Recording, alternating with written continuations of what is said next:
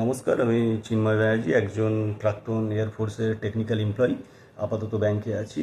এখন আমি একটা কিছু একটা দেখতে পেলাম। আপাতত আমি তো ব্যাংকের এমপ্লয়ি। এই বিজেপির একটা প্রতিবাদ দেখতে পেলাম, যেখানে তাদের একটা পয়েন্ট আছে যে পিএম আবাস যোজনা যেটা, তার নাকি যে টাকাটা সেখানে দেওয়া হয় সেটার নাকি মানে ইউজটা ঠিকঠাক হচ্ছে না।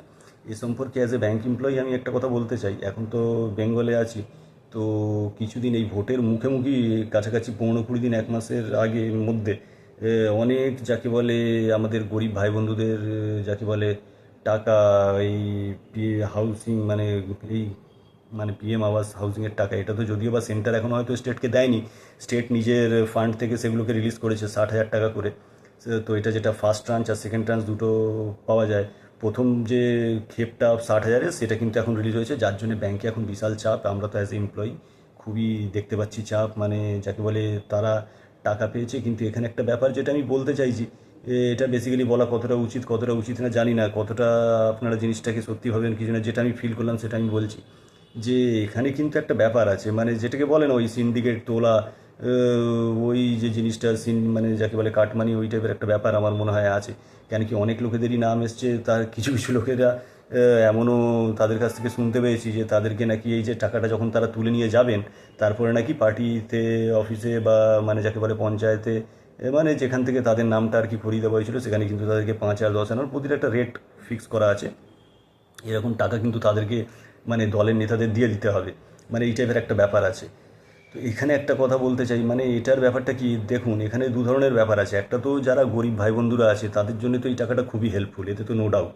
যাদের বাড়িতে আজকে ছাদ নেই বা যাদের কিন্তু একদম মাটির দালার ঘরে থাকছে, তাদের জন্য একটা মোটামুটি 1,00,000 1,50,000 টাকা যদি তাদের থাকে, তার মধ্যে থাকে, তারা যদি নিজেরা নিজেদের সঞ্চয় করা কিছু টাকা তাতে যোগ করতে পারেন, তো মোটামুটি একটা ছাদ ফেলার মতন তো ব্যবস্থা হয়ে যাবে।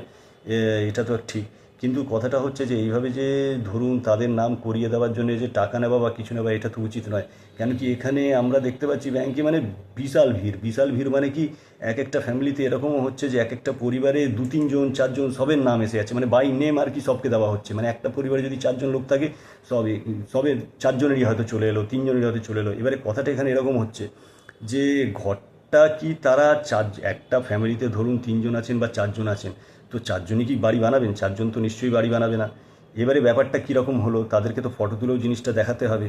ধরুন হয়তো এরকম হলো যে তারা হয়তো দেখাতে পারলো না বা কিছু হলো না, হয়তো দেখা গেল ফার্স্ট প্রথম ক্ষেপটা তারা নিল, দ্বিতীয় ক্ষেপটাও তারা নিয়ে নিল, হয়তো পরে হয়তো দেখা গেল যে তারা হয়তো ঘর বানায়নি, কখনো হয়তো দেখা গেল যে ঘর বানালো না, কিছু বানালো না। এবারে সমস্যাটা কীরকম হলো যে ফাঁসলোটা কে? আমার কথাটা হচ্ছে যে যদি সেই অবস্থায় পরিণত হয়, তো সে তো ক্যান্ডিডেট যে ছিল সেই তারই লস।